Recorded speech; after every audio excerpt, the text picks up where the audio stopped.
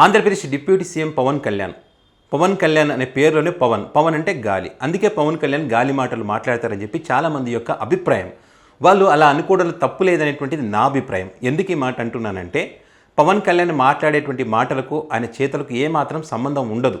జగన్మోహన్ రెడ్డి ముఖ్యమంత్రిగా ఉన్నా, ప్రతిపక్ష నేతగా ఉన్నా జగన్మోహన్ రెడ్డి తిట్టడమే పవన్ కళ్యాణ్ పని. అదేవిధంగా చంద్రబాబు నాయుడు ప్రతిపక్ష నేతగా ఉన్నా, ముఖ్యమంత్రిగా ఉన్నా ఆయన ఏం తప్పులు చేసినా కూడా సమర్థించేటువంటి పరిస్థితి పవన్ కళ్యాణ్ది. నేను ఎందుకు ఈ మాట అంటున్నానంటే, పవన్ కళ్యాణ్కి సంబంధించినటువంటి ఒక 2 వీడియోలు చూపిస్తాను. ఆ 2 వీడియోల్లో పవన్ కళ్యాణ్ ఏం మాట్లాడారో ఆ మాటలను బట్టి పవన్ కళ్యాణ్వి గాలి మాటలా కాదా అనేటువంటిది మనకు అర్థమవుతుంది. ఇదే కాకుండా చాలామందికి ఒక అభిప్రాయం ఉంది, పవన్ కళ్యాణ్ చంద్రబాబు నాయుడికి బానిసలాగా ఉంటారు, అందుకే ఆయన ప్రతిపక్షంలో ఉన్నా అధికార పక్షంలో ఉన్నా ఆయన్ని సమర్థిస్తారు, ఆయన ఎన్ని తప్పులు చేసినా కూడా ఆయనదే కరెక్ట్ అంటారు అని చెప్పి చాలామంది అంటారు కదా. అది కరెక్ట్ అనుకోవడానికి ఆయన మాట్లాడినటువంటి మాటలను బట్టి మనం అర్థం చేసుకోవచ్చు. ఆయన స్వయంగా ఒప్పుకున్నట్టయింది ఈరోజు. దానికి సంబంధించినటువంటి వీడియో కూడా మీకు చూపిస్తాను. ముందుగా అయితే ఇదైతే గతంలో జగన్మోహన్ రెడ్డి ఉన్నప్పుడు జరిగినటువంటి ఘటనలకు సంబంధించి ఏం మాట్లాడారు, ఇప్పుడు అచ్యుతాపురంలో జరిగినటువంటి ఘటనకు సంబంధించి ఏం మాట్లాడారు అనేది ఒకసారి వినండి. ఎల్జీ పాలిమర్స్ లో 12 మంది చనిపోయారు. ఈ రాజకీయ పొలిటికల్ లీడర్స్ ఎంత క్రూరంగా ఉంటుందంటే, చచ్చిపోయారు, ఎక్స్గ్రేషియా ₹1,00,000 ప్రకటించేసాం, ఒక మానభంగం జరిగింది, ఒక 25,000 50,000 ఒక వెల కడుతున్నారు పెద్దానికి. ఎన్ని కోట్లు ఇస్తే ఒక పాప ప్రాణాలు తిరిగి వస్తాయి? అవయవాలకి ప్రాణాలకి డబ్బులతో వెల కడతారంటే అచ్యుతాపురం ఫార్మసీస్ లో జరిగింది. ఓకే, అవయవాలకు మనుషులకు డబ్బుతో వెల కట్టలేం మనం. ఏ ప్రభుత్వాలు ఉన్నా కూడా ప్రజల బాధ్యత, ఏ ప్రభుత్వాలు ఉన్నా కూడా ప్రజల యొక్క బాధ్యత వాళ్ళు చూసుకోవాలి.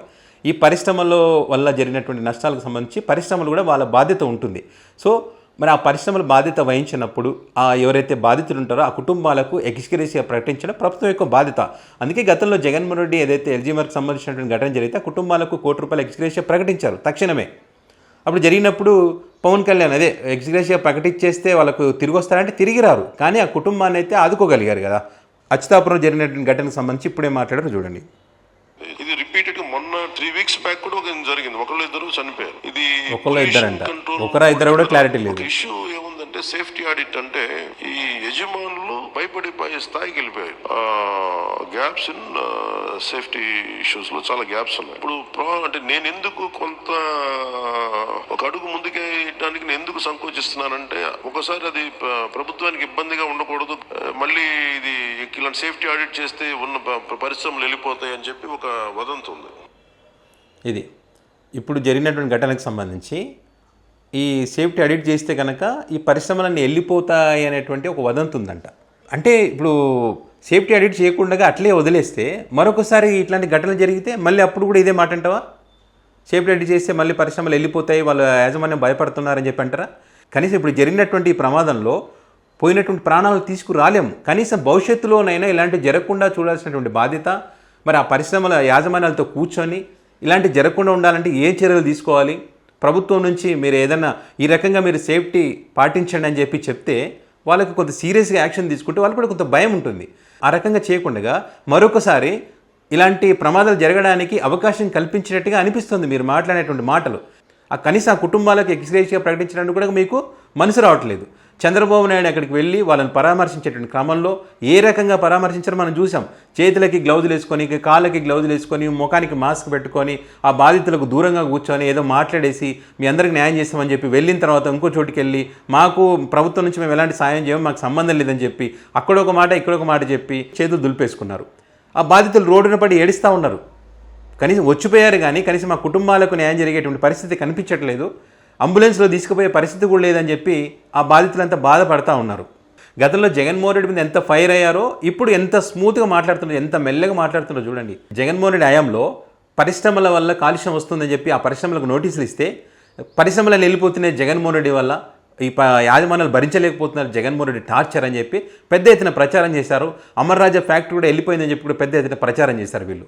కానీ జగన్మోహన్ రెడ్డి పరిశ్రమలు ఉండాలి, అట్ సేమ్ టైం ప్రజల యొక్క ఆరోగ్యాలు కూడా బాగుండాలి, ప్రజలు ఆరోగ్యంగా ఉంటేనే ఎన్ని పరిశ్రమలు వచ్చినా కూడా ఉపయోగం ఉంటుందనే ఉద్దేశంతోనే ఆ రకంగా వాళ్ళకు నోటీసులు ఇవ్వడం జరిగింది గతంలో.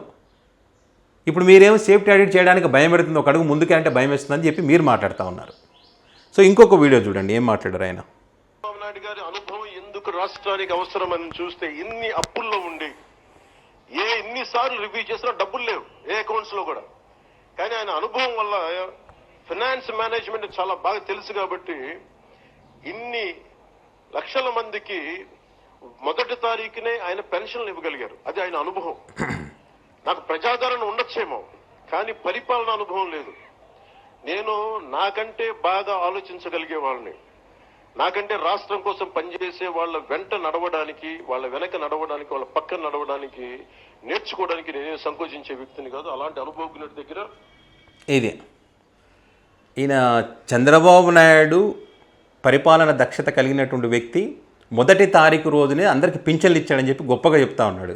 జగన్మోహన్ రెడ్డి ముఖ్యమంత్రిగా ఉన్నప్పుడు మొదటి తారీఖు రోజునే పింఛన్లు ఇచ్చినటువంటి సాంప్రదాయాన్ని తీసుకొచ్చాడు జగన్మోహన్ రెడ్డి. అది ఇంటికి వెళ్ళి పింఛన్లు ఇచ్చేటువంటి సాంప్రదాయం జగన్మోహన్ రెడ్డి తీసుకొచ్చారు. ఇదే కాకుండా ఎప్పుడైతే వీళ్ళు ఇచ్చినటువంటి పథకాలకు సంబంధించి ఏ నెలలో ఏ పథకానికి సంబంధించినటువంటి అమౌంట్ వాళ్ళ లబ్ధిదారుల ఖాతాలో వేయాలో ముందే డిసైడ్ చేసి ఒకరోజు అటు ఇటుగా ఒక నెల ఫిక్స్ చేస్తే ఆ నెలలో ఒకరోజు అటు ఇటుగా వాళ్ళ యొక్క ఖాతాలో డబ్బులు వేసినటువంటి చరిత్ర జగన్మోహన్ రెడ్డిది.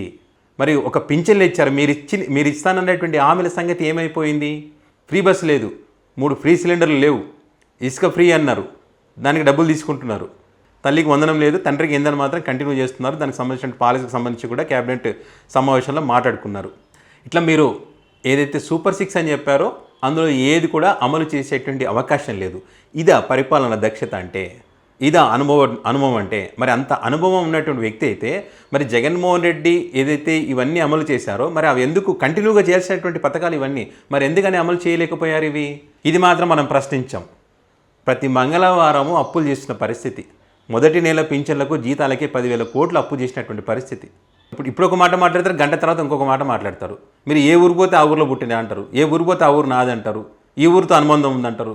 మీ మాటలకి మీ చేతులకు సంబంధం ఉండదు. అందుకే ఇట్లా మాట్లాడబట్టే కదా అన్నీ ఈ రకంగా మాట్లాడుతారు కాబట్టి మీరు గాలి మాటలని అంటారు. చంద్రబాబు నాయుడు ఏం తప్పు చేసినది కరెక్ట్ అంటారు కాబట్టి మీరు చంద్రబాబు నాయుడుకి బానిసగా ఉన్నారని అంటారు. జనసేన పార్టీ ఉన్నా కూడా, నాకు ప్రజాదరణ ఉన్నా కూడా, మీరే చెప్తారు కదా ప్రజాదరణ ఉందని, ప్రజాదరణ ఉన్నా కూడా మా జనసేన పార్టీలో ఎంతోమంది టికెట్లు ఆశించినా కూడా వాళ్ళందరూ మోసం చేసి అన్యాయం చేసి నేను మీకు మద్దతు ఇచ్చాను. దానికి ప్రధాన కారణం మీరు కరెక్ట్గా పనిచేస్తారని చెప్పి, రాష్ట్రం అభివృద్ధి చేస్తారని చెప్పి, ఇచ్చిన పథకాలను అమలు చేస్తారని చెప్పి మిమ్మల్ని నమ్మి వచ్చాను నేను. కాబట్టి మీరు ఇప్పుడు మనం ఇచ్చినటువంటి హామీలన్నీ అమలు చేయండి అని చెప్పి మీరు అడగండి. క్వశ్చన్ చేసేది పోయి ఇంకా ఆయన డబ్బా కొట్టడం మొదలుపెట్టినారు. ఏడైనా డబ్బా కొడతారు. చంద్రబాబు నాయుడు అంటే అది, చంద్రబాబు నాయుడు అంటే ఇదని ఎవరికి ఎన్ని రోజులను కొడతారు? విజనరీ అనేటువంటిది, అనుభవం అనేటువంటిది పాలనలో చూపించాలి, పబ్లిసిటీలో కాదు.